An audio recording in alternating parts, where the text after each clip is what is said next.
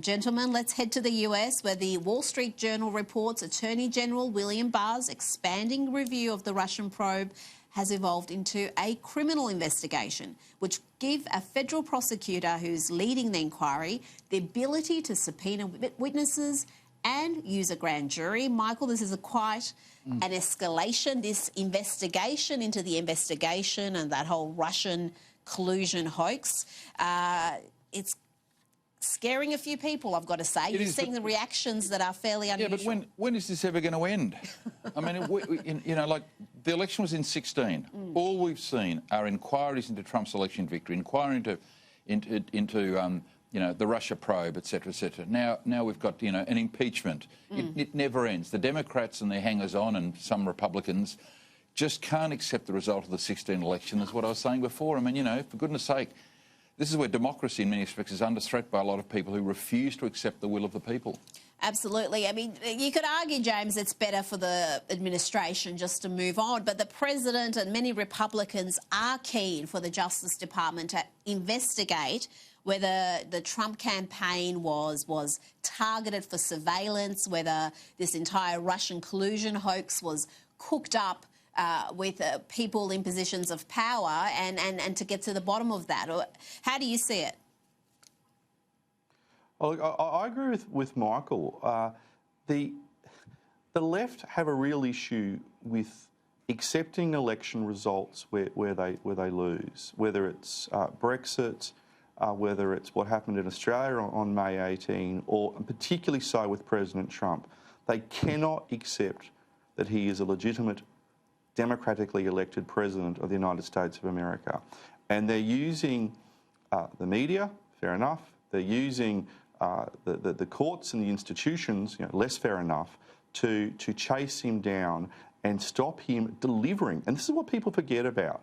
Trump has been a very successful president in terms of delivering on the promises he made at the election at which he was elected on. He has delivered, and the left can't handle this. And why they're doing this is A, they can't handle it, and B, they want to stop him from delivering on his domestic agenda and what he said he will do internationally. So it's a twofold axis that is attacking the president here from the left. And it's unfair for the president. Some of these rhino Republicans are helping the Democrats. This is a very, very serious fight here between the Republicans and the Democrats. And similar to the Oliver Letwins over in the UK Parliament, you've got similar, soft Republicans who seem to be the useful idiots for the Democrats in stopping the president in achieving his mandate and stopping him from getting his message through. The mob over in America, I mean, I don't particularly, know too many Americans, but I know what normal people are like, and normal people just want the government to get on with governing, and they'll be really cranky with the Democrats for the games they're playing.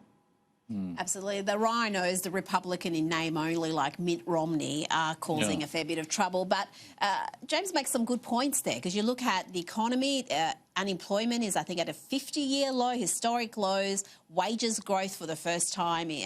You've got American troops being brought home, obviously a policy that's highly controversial, but it's what Trump promised to do and is delivering on that. So, but if you read the media, including our media here, who just regurgitate the CNN talking points, you would think the administration is always in crisis, just stumbling from one blunder to the next. There's no good news.